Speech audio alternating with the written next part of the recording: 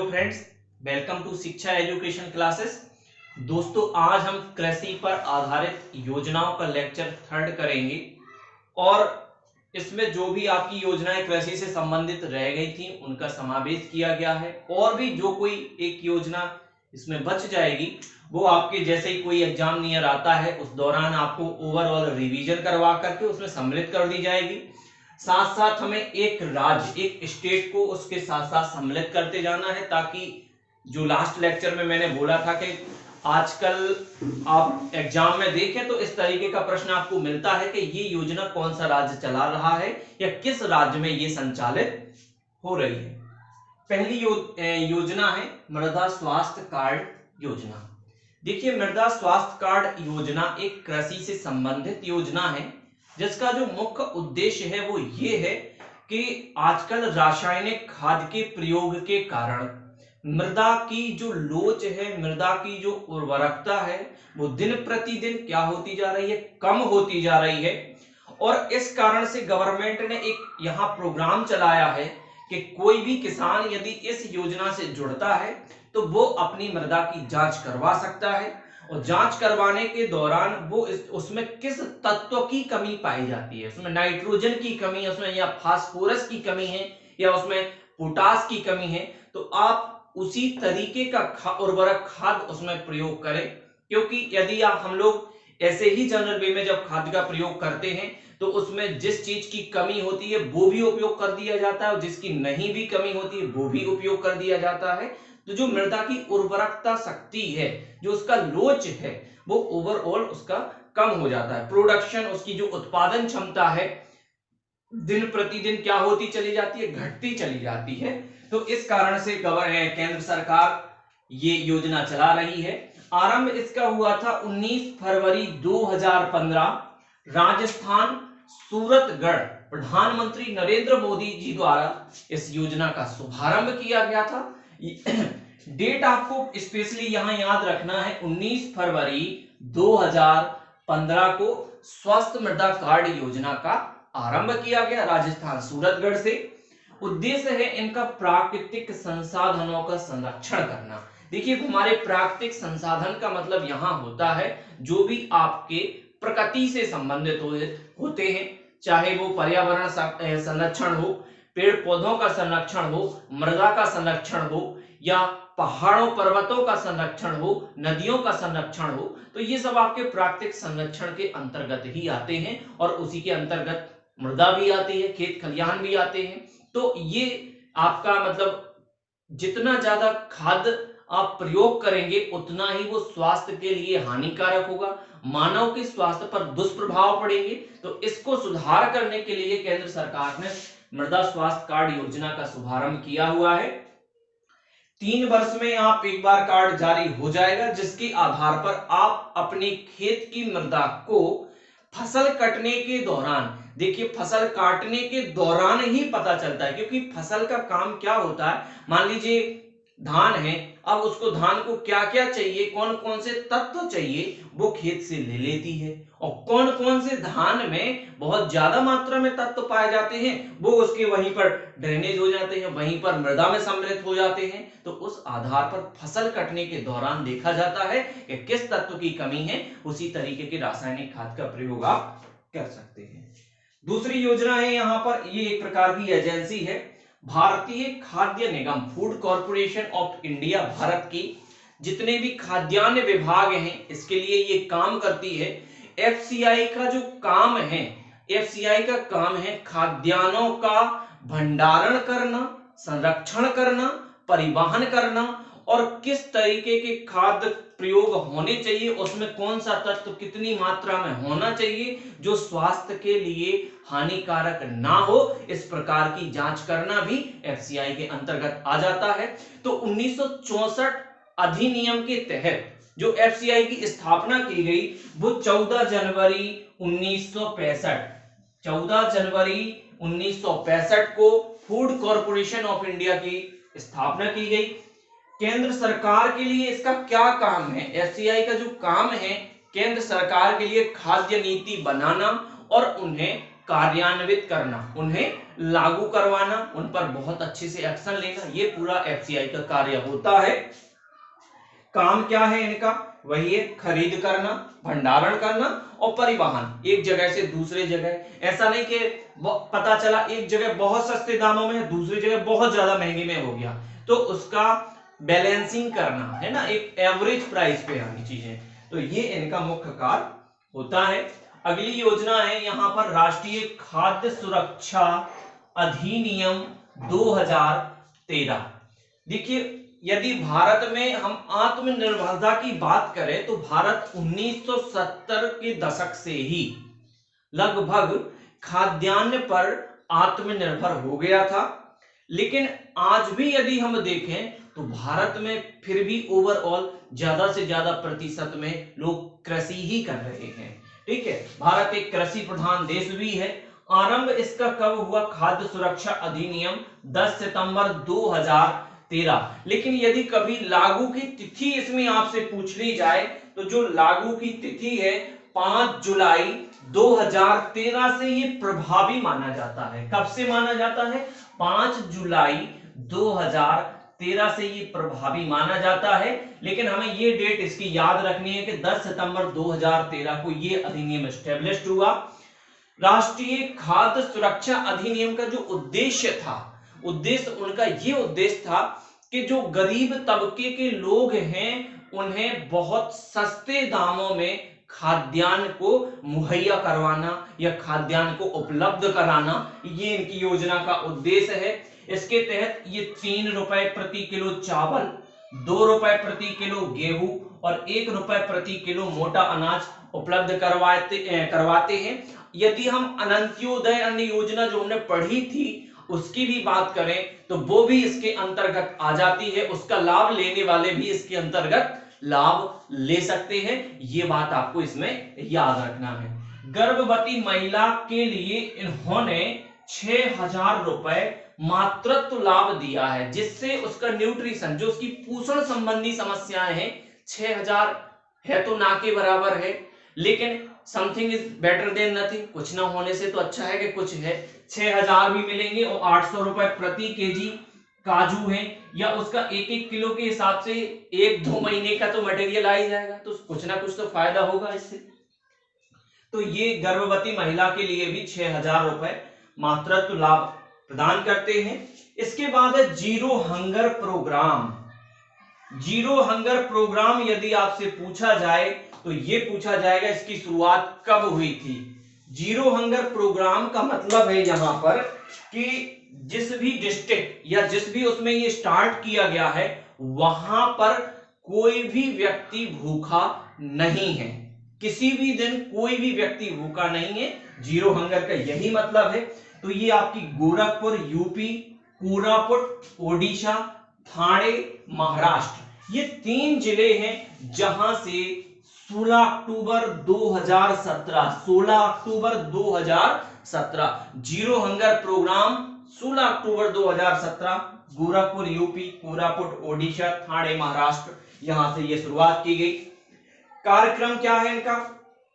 कार्यक्रम जो हमने बताया है कि वही है, वहां इतने जिलों में उनका क्या काम था, कोई भी व्यक्ति भूखा ना रहे। इसका कार्यान्वयन किसके द्वारा किया जा रहा है? भारतीय कृषि अनुसंधान परिषद के द्वारा, भारतीय चिकित्सा अनुसंधान के द्वारा और एमएस स्वामीनाथन जो समिति है उसके द्वारा भी इसका कार्यान्वयन किया जा रहा है, कार्यक्रम चलाया जा रहा है।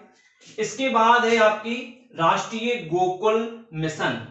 राष्ट्रीय गोकुल मिशन ये 28 जुलाई 2014 को चलाई गई थी। और राष्ट्रीय गोकुल मिशन, देखो डेट इसकी याद रखना है, 28 जुलाई 2014 राष्ट्रीय गोकुल मिशन 28 जुलाई 2014।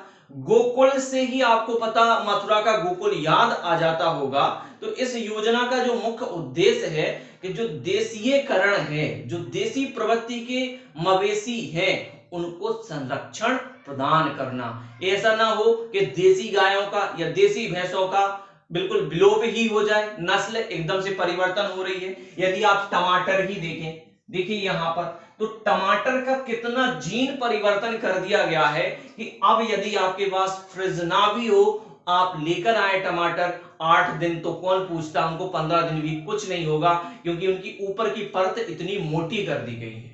और वो समय भी आपको याद होगा कि टमाटर तो 2 हफ्ते बहुत हो गया, 3 दिन चला लो बिना फ्रिज के तो भी बहुत बड़ी बात हुआ करती थी, क्योंकि उनकी जो ऊपर की परत है बहुत पतली हुआ करती थी। तो इस तरीके से इनका देसी नस्लों का संरक्षण करना राष्ट्रीय गोकुल मिशन योजना का मुख्य उद्देश्य है। चलिए दोस्तों, हम आप आज आंध्र प्रदेश की ये कुछ योजनाओं के बारे में चर्चा करेंगे। इसके पहले लेक्चर में हमने ओडिशा की योजनाओं के बारे में चर्चा की थी। ये डेटा ऐसा नहीं कि विशेष कहीं से सर्च करके लाया गया, बहुत सिंपल डेटा है, आप गूगल पे भी सर्च कर सकते हैं और बुकों में भी आपको मिल जाएगा। पहली आंध्र प्रदेश की योजना है जगन्नाड़ चेदेड़ू योजना, है ना। अब प्रश्न यहां पर जो स्टेट से रिलेटेड होता है वो ये होता है कि यह योजना किस राज्य में चल रही है। तो जगन्नाड़ चेदोडू योजना आपकी कहां पर चलाई जा रही है, आंध्र प्रदेश में, और इसका जो उद्देश्य है वो है कोरोना कार्यकाल के दौरान जो गरीब तबके के लोग हैं, धोबी हुआ, नाई हुआ, इन लोगों को भरण पोषण के लिए, खाद्यान्न के लिए वित्तीय सहायता उपलब्ध कराना जगन्नाड़ चेदोडू योजना का मुख्य उद्देश्य है। और ये आपकी आंध्र प्रदेश राज्य में चलाई जा रही है। आजीविका से जो परेशान थे, आजीविका, कोरोना के दौरान आजीविका का मतलब है कि जिनको 2 वक्त की रोटी भी सही से ना मिल रही हो, तन के लिए कपड़े भी ना मिल रहे हो, उन्हें, ये हमारा आजीविका में आता है, तो उसके लिए यहां वित्तीय सहायता उन्हें उपलब्ध कराना जगन्नाड़ चेदोडू योजना का मुख्य उद्देश्य है। आपको समझ में आ गया होगा। अगली योजना है अम्मा बॉडी योजना। अम्मा बॉडी योजना कहां की योजना है, आंध्र प्रदेश की योजना है। अम्मा बॉडी योजना कहां की है, आंध्र प्रदेश की है। क्या इसका उद्देश्य क्या है, 1 से 12 तक के सभी बच्चों को, कक्षा 1 से लेकर 12 तक के, यानी सभी परिवारों के बच्चों को, यहां भेदभाव वाली कोई बात नहीं है, सभी परिवारों के बच्चों को 15,000 रुपए वित्तीय सहायता देना अम्मा बॉडी योजना का मुख्य उद्देश्य है। क्या उद्देश्य है, 1 से 12 तक के बच्चों को 15,000 रुपए देना, वित्तीय सहायता प्रदान करना, यह इनका मुख्य उद्देश्य है। ऋतु भरोसा योजना, देखिए शब्द के आगे लग गया है ऋतु, और जब ऋतु लग जाए तो वो संबंधित किससे हो जाएगी, किसानों से, क्योंकि ऋतुओं के आधार पर जो सबसे ज्यादा परिवर्तन दैनिक जीवन होता है वो किसका होता है, किसान का होता है। बरसात आई तो किसानों के खेत सिंचित हो गए, है ना, कुओं में पानी आ गया कि उनकी रबी की फसल अच्छी होगी, खरीफ की भी अच्छी होगी, अगर बरसात अच्छी होगी। तो ऋतुओं का परिवर्तन का सबसे ज्यादा प्रभाव किसानों पर देखने को मिलता है। किसानों को 12,500 वार्षिक निवेश सहायता। देखिए यहां निवेश सहायता का मतलब है, किसान की समस्या, सबसे बड़ी समस्या यही है कि उसके पास संसाधन जुटाने के लिए वित्तीय या पैसों का जो अभाव होता है, ये उसकी सबसे बड़ी समस्या होती है। उसके साथ होता क्या है, आज आया, इकट्ठा बिक गया, किसी काम में लगा दिया, फिर जब उसको फसल बोना है या उस दौरान उसके पास कौन कौन से संसाधन चाहिए, है ना, कभी उन्हें बीज नहीं मिलता है, कभी उन्हें खाद्य समस्या आती है, तो इसके लिए सरकार को वित्तीय सहायता उपलब्ध कराने के लिए ये 12,500 रुपए वार्षिक निवेश उन्हें दिया जाता है। ऋतु भरोसा योजना याद रखना है आपको, आंध्र प्रदेश से संबंधित है। नाडू नेटू योजना, कौन सी योजना, नाडू नेटू योजना, सरकारी स्कूलों को जीवंत प्रतिस्पर्धी, बहुत ज्यादा मोस्ट नहीं है नाडू नेटू योजना। केवल इतना पूछा जा सकता है नाडू नेटू योजना में कि नाडू नेटू योजना में केवल इतना पूछा जा सकता है कि यह योजना किस राज्य से संबंधित है, तो आंध्र प्रदेश से संबंधित है नाडू नेटू योजना। और सरकारी स्कूलों में जीवंत प्रतिस्पर्धी बनाना, ये इनका उद्देश्य है। नेतन्ना नेस्तम योजना, कौन सी योजना, नेतन्ना नेस्तम योजना, राज्य के हथकरघा बुनकरों को, हथकरघा का आप लोगों को पता ही होगा, हैंडीक्राफ्ट्स, जो हाथों से स्वेटर बुनना या किसी प्रकार की एक्टिविटी करना, कोई क्रिएटिव है ना वस्तु बनाना, ये हमारे हथकरघा के अंतर्गत आता है। आप लोगों ने भी देखा होगा हथकरघा बहुत महंगा होता है क्योंकि इनकी दैनिक मजदूरी बहुत ज्यादा होती है। इनमें जो आपके पदार्थ उपयोग किए जाते हैं वो भी बहुत अच्छी क्वालिटी के किए जाते हैं। तो नेतन्ना योजना आपकी आंध्र प्रदेश से संबंधित है और राज्य के हथकरघा बुनकरों को जो हाथों से सिलाई कर करके बनाते हैं, सालाना 24,000 रुपए उन्हें वित्तीय सहायता के रूप में उपलब्ध करवाना। ये दोस्तों आज की योजनाएं थी। हमें एक योजना के बारे में और थोड़ा सा जानना है जो आपकी कृषि से संबंधित ही है, उसका नाम है चमन योजना। उसका नाम है चमन योजना। और चमन योजना आपकी कब लाई गई? चमन योजना आपकी 2014 में लाई गई। चमन योजना का उद्देश्य क्या है आप ये समझ लें। चमन योजना का जो उद्देश्य है वो है बागवानी। क्या है वो? बागवानी। बागवानी यानी हॉर्टिकल्चर। यहां पर आपकी सब्जी से संबंधित ले लें या फलों से संबंधित ले लें, इस तरीके के पेड़ पौधों को अत्यधिक उत्पादन करना, उनका जितना उत्पादन हो सके बहुत ज्यादा से ज्यादा उत्पादन को बढ़ावा देना, ये चमन योजना का मुख्य उद्देश्य है। ये कृषि के अंतर्गत ही आती है। 2014 में चमन योजना की शुरुआत की गई थी।